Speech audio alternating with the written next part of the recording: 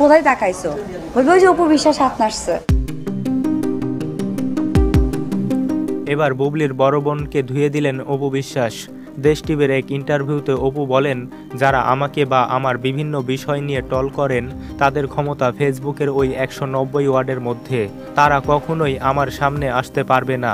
আর যারা সামনে আসতে চায় তারা কাউকে না কাউকে ক্রাশ করে আসে।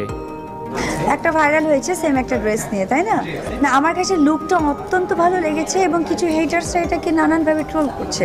আমি বললাম না যে যারা ট্রোল করে কোথায় করে বলেন তো, একটা ভিডিও নিচে ছোট্ট কমেন্টস বক্সে লেখে, তাই না? তাদের লিমিটেশন ওই 190 ওয়ার্ডে লেখা।